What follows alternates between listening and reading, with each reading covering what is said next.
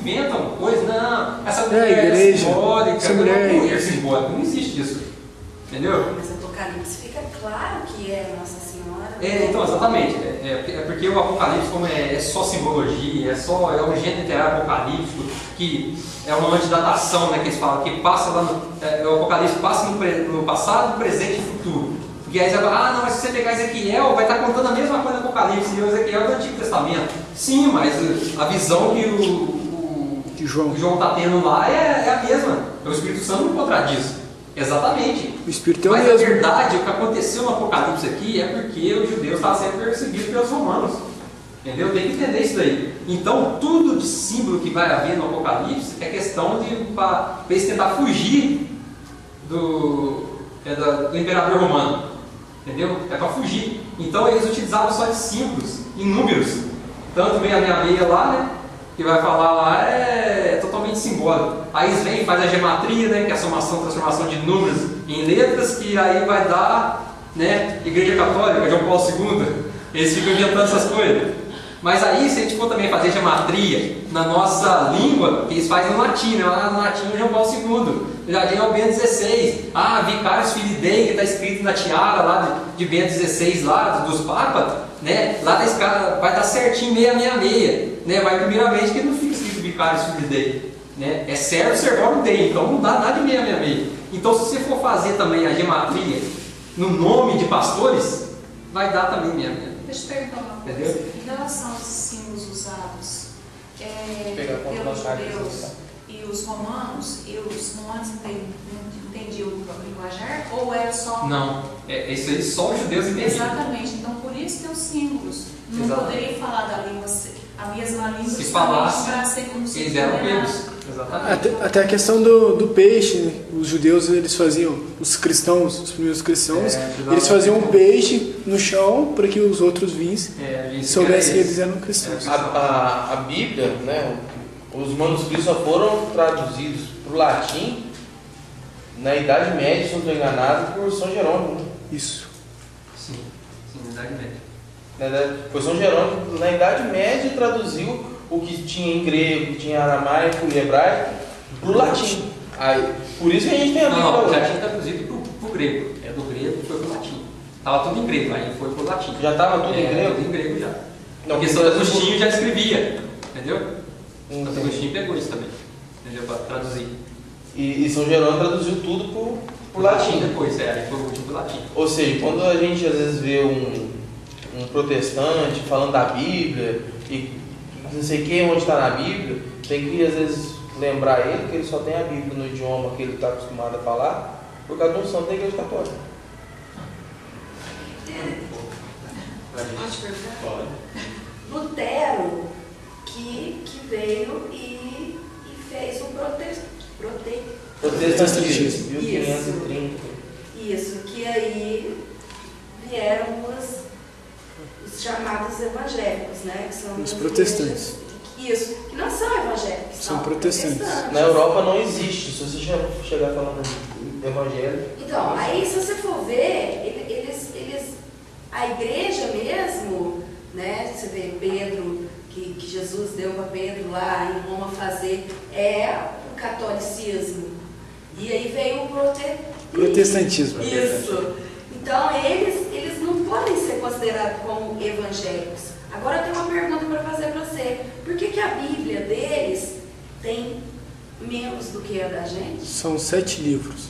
Isso. Os livros deles, eles desconsideraram todos os livros que foram escritos no período de exílio, no período onde não houve nenhum profeta, entendeu? Eles falam que não houve nenhum profeta, que Deus não falava com o povo naquela época. Então eles desconsideraram esse livro, porque se não teve profeta, Deus não falou de onde esse povo escreveu, entendeu? Fala uma coisa, mas fala porque ele está focando no céu. Nossa, não dá pouco para ver. Por que tem livros à venda? Então, é porque além dessa interferência aí, que na época não tinha profeta, houve um tempo helenístico, que eu falei semana passada, né, onde que os judeus estavam influenciados pela cultura helenística, de adoração de deuses que não existiam. Então, todos esses livros que foram, porque nessa época foi escrito os livros 70, né, foi separando esses livros que eram estavam escritos em grego, entendeu? Então, quando entraram ali, Lutero jamais aceitou esse livro nessa época, porque estava adulterado. Então, ele fala que o catolicismo em si ficou adulterado por causa que a gente aceita esse momento helenístico. Entende? Então, tudo que foi escrito nessa época, então lá os judeus foram influenciados. Então, se Macabeus 1 e 2 foi escrito naquela época, então nós não podemos aceitar, porque foi influência de pagãos ali. Então, isso aqui não é inspirado pelo Espírito Santo. Ora, como que a gente não vai acreditar na igreja que vai e revela que aquilo lá é inspirado pelo Espírito Santo, se a gente acredita que Jesus colocou Pedro sobre esse procedimento? Tanto que a Septuaginta, que é o livro dos 70 da época do helenismo, que Pedro, São Paulo e São Pedro liam nos Atos dos Apóstolos. Eles pegavam a Septuaginta e falavam um pouco a Septuaginta, entendeu? E lá tinha Macabeus 1 e 2, entendeu? Porque agora eles vêm e falam, não vamos aceitar não. Ué, então você está mudando o que Jesus ordenou a eles, entendeu? Então é por causa dessa influência, por isso que não tem livros aí. E a igreja inspirada... Exatamente, exatamente, é só apenas os protestantes. Eles não aceitam essa influência, né? Eles não aceitam essa influência. Mas o fato de eles não aceitar essa influência helenística, eles não vão acreditar no purgatório, porque está em Macabeus. E nos evangelhos também, nas traduções de prisão, vai falar de purgatório ali, só que eles não interpretam dessa maneira. O arcanjo Rafael. Para alguns evangélicos não existiu o Rafael. Sim, aí vão interpretar totalmente diferente. Entendeu? Então por isso que eles retiraram esse livro. Aí esse livro o Lutero apresentou para o Papa da época lá, ele não aceitou, a igreja não aceitou, né, dessas teses aí passou para não, aí a igreja acredita em todos esses livros. Então se você não acredita, aí ele foi e separou da igreja. Porque ele se revoltou, mas não estou aceitando, porque a igreja passou num período difícil na Idade Média, entendeu? Um período de gnosticismo, de guerras ali dos cátaros, albigenses, um matando o outro, entendeu? Por causa de o nosso corpo é uma prisão, e a nossa alma estava presa dentro do corpo, nós tínhamos que suicidar para o nosso corpo, para a nossa alma ser livre. Então houve toda essa complicação da época. Então a igreja estava sendo certamente abalada, a igreja quase sucumbiu também na Idade Média, entendeu? Então nesse abalo que teve aí parece Martinho Lutero com as suas teses. Apesar que antes foi aparecendo, Lutero não foi de repente mudou tudo. No ano do 1200 ali, que eu contava de Duns Scoto, qual que é o outro lá? Duns Scoto e mais um lá, que veio já deturpando isso. E eram católicos, mas só que eles cometeram um erro. E nesse erro que eles cometeram, né, Lutero pegou isso como radical. Aí, isso aí acabou, entendeu? Aí ele foi entrando nessa tese de Lutero. E ele foi, não vamos aceitar isso, porque a razão, nós somos sempre pecadores, né? A razão, não podemos ir para a razão só pela fé, então só a fé é que vai nos salvar, então não precisa lutar mais, porque quando a gente se converte, estamos convertidos e acabou, né? Sem dúvida, sem nada, porque independente, nós vamos ser salvos, sem cruz, sem cruz, nós vamos ser salvos pela fé. Ué, essa fé sem obras não é nada, então não tem como ser salvo pela fé, né? Então precisa da razão, precisa do consentimento, precisa da tua força de vontade para isso. Deixa eu perguntar uma coisa. O calvinismo, ele é contemporâneo com a igreja luterana? Mais ou menos. O calvinismo é mais radical ainda, né? Porque a igreja católica aceita o luteranismo. Entendeu? Porque se você for ver a igreja luterana mesmo, de tradição luterana, a igreja aceita o batismo, o casamento perfeitamente deles. Os calvinistas não. Os calvinistas nem entre eles aceitavam o Calvin. Entendeu? E os anglicanos? Não, aí já deve, então, esse foi surgindo lá no ano 1100 mais ou menos, já foi surgindo eles. Os anglicanos, os ortodoxos, entendeu? A igreja já foi dividindo aí, ó, porque ninguém estava aceitando mais o Papa. O anglicano foi o rei da Inglaterra. Que queria casar com a outra mulher lá, o Papa não aceitou, ele não aceitou, então a eles foram separando aí. Eles continuam católicos ali, mas não aceitam a sucessão. Eles têm sucessão, mas não aceitam a ordem do Papa, entendeu? Mas isso é para acontecer no fim dos tempos, que eles vão unir de novo a igreja. Mas e isso está acontecendo. Está voltando, o Felipe já foi professor falando que parece, não sei a data, voltaram os 400 mil anglicanos para a igreja. Exatamente, é esse número mesmo. Entendeu? Então eles estão voltando agora por causa desses acontecimentos. Isso acontece muito nos Estados Unidos, porque lá o anglicanismo é forte.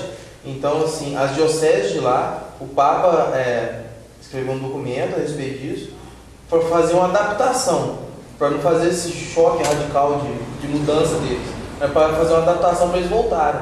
E foram várias dioceses anglicanas que deixaram de ser anglicanos, ele está falando de diocese, deixaram de ser anglicanos e passaram a católica, a obedecer a diocese católica. Lutero não converteu ao catolicismo antes de morrer?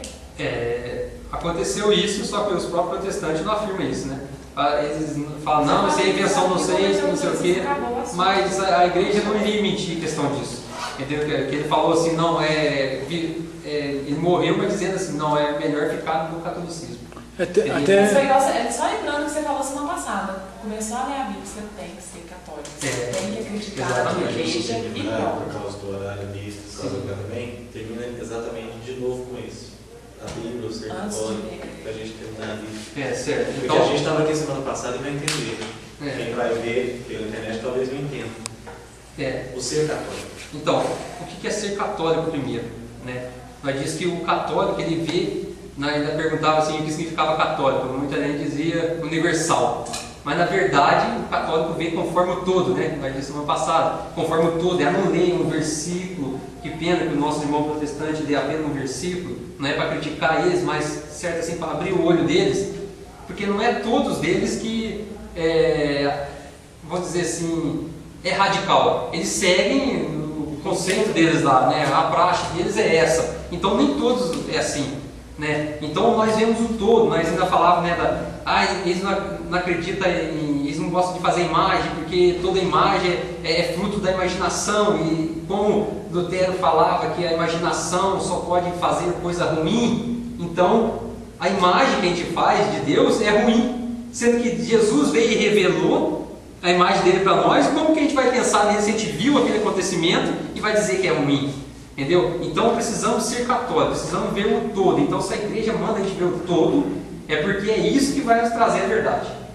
Entendeu? Então aí a gente falava lá, né, do Êxodo lá, né, que Deus manda fazer imagem, manda não fazer imagem, depois manda fazer imagem. Bom, então é contradição, né, dizíamos na semana passada. Então esse ser católico nós ainda falávamos do acolhimento do acontecimento, né? A gente tem que ter fé, acolher o acontecimento que é Jesus.